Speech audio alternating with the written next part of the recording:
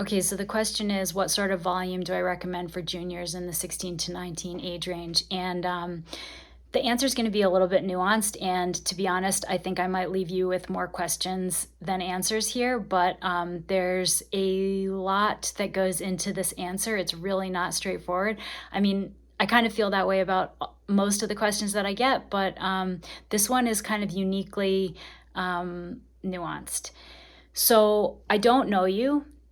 I have a sense that you are a talented, motivated junior rider. And that tells me that you're a little bit in the danger zone for overdoing it. I've been in the sport for a really long time, and I've seen juniors with your level of talent and motivation get burned out and quit the sport. And it's incredibly sad.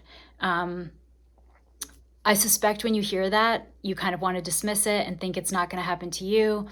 I can tell you that nobody is immune to this.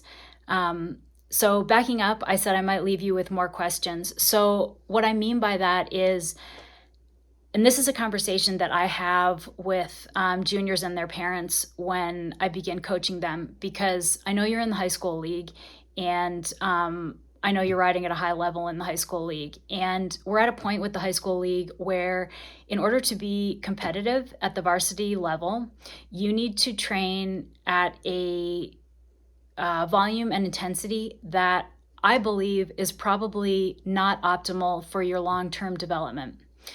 And because in order to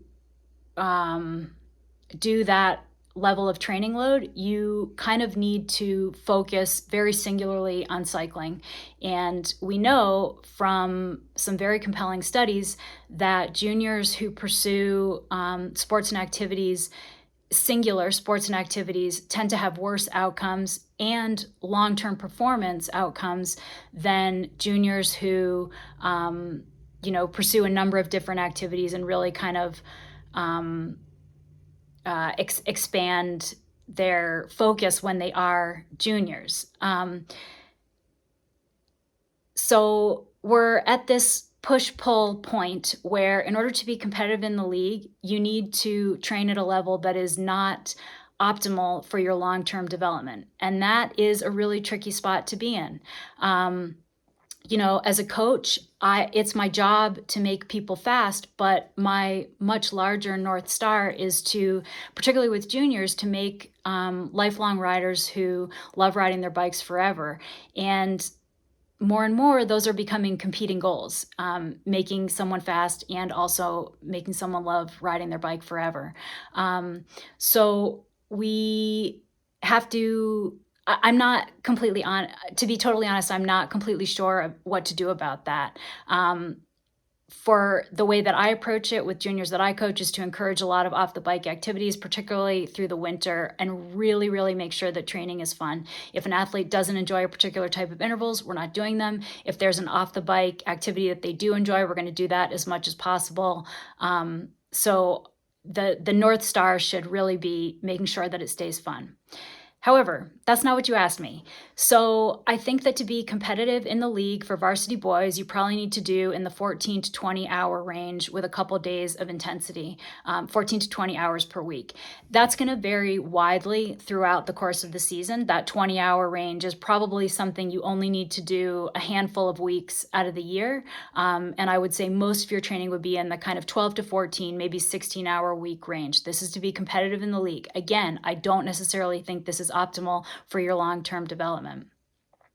And I will say, this is something that you really need to work up to. If you start doing this, from a much lower level, you're really going to run into some trouble. So working up to this over the course of, a handful of seasons is the way that you need to approach it.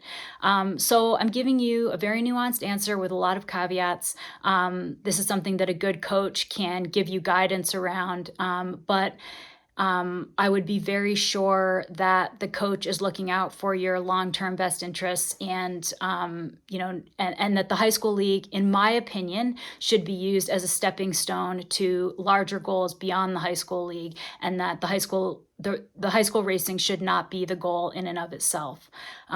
So again, making sure that it stays fun. If saying yes to rides with friends, skipping intervals when you don't feel like doing them, cutting rides short when they, stop being fun. These are all, those are some guidelines that to just make sure that you're not at risk for burnout. And, when you string together a handful of days when you're not feeling like you're riding your bike, when you're not feeling like riding your bike, it's time to stop and take a little bit of a break. And in the long run, it's going to save you a ton of time if you, nip some burnout in the bud as opposed to trying to push through and suffer through when you don't feel like riding your bike. So, not a straightforward answer. I hope that's helpful. I am available if you want to talk about it. But yeah, make sure that your long term goals supersede your immediate goals with the high school league or any other racing that you're doing right now.